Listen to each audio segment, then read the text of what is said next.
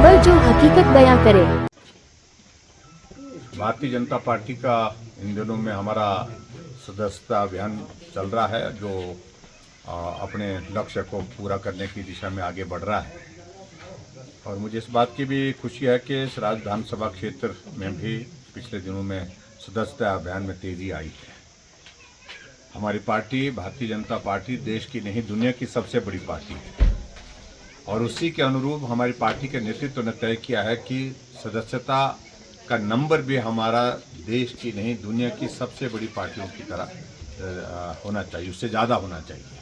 तो निश्चित रूप से उसमें हम उस लक्ष्य को हासिल कर रहे हैं और हिमाचल प्रदेश में भारतीय जनता पार्टी ने जो लक्ष्य तय किया था उस लक्ष्य को हमने हासिल कर लिया है और सराज विधानसभा क्षेत्र में भी हम लक्ष्य के करीब पहुँचे हैं।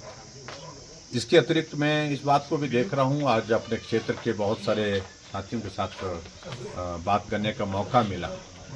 बहुत निराशा का एक वातावरण विकास की दृष्टि से जो पूरे प्रदेश भर में है वो हमारे यहाँ सराज विधानसभा क्षेत्र के अंतर्गत भी देखने को मिलता है। चारों तरफ काम रुका पड़ा है, सड़कें बंद पड़ी हैं।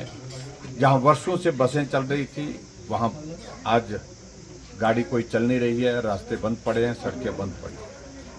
और इस बरसात के कारण नुकसान हुआ ये नहीं मैं कह रहा हूँ, इससे पिछली बरसात में जो नुकसान हुआ है वही अभी तक जो है रिस्टोर नहीं हो पाया।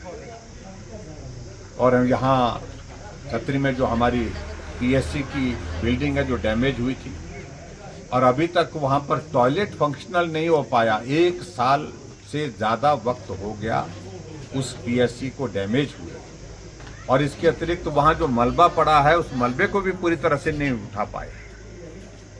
अब कहा जा रहा है कि टेंडर लगेगा, उसके बाद उस पीएससी के भवन के अंदर जो है वो ठीक किया जाएगा उसको।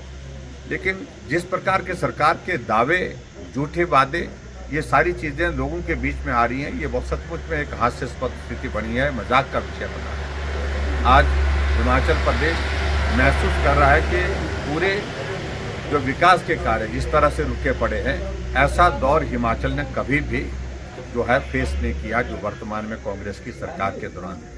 तो इसलिए मैं यही कहूँगा कि परिणाम पूरे देश भर में जो आ रहे हैं, अभी हाल ही में 2 राज्यों में चुनाव हुए, कांग्रेस बहुत बुरी तरह से हारी है। हरियाणा में भारतीय जनता पार्टी की सरकार तीसरी बार बनने जा रही है, 17 तारीख को शपथ समारोह है। और जम्मू कश्मीर में कांग्रेस भले ही गठबंधन के साथ है, लेकिन जिनके गठबंधन के साथी ने स्पष्ट कर दिया है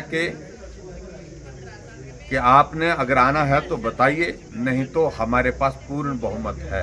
यानी कि एनसी के ओर से इनको कोई खास तौर से तरजीह नहीं दी क्योंकि वहाँ पर मात्र 6 सीटें कांग्रेस पार्टी की जीती। तो इसलिए मैं सिर्फ इतना ही कहना चाह रहा हूँ, कांग्रेस का भविष्य जो है तबाही की तरफ बढ़ रहा है और देश की जनता उनको सबक सिखा रही है हर कदम पर।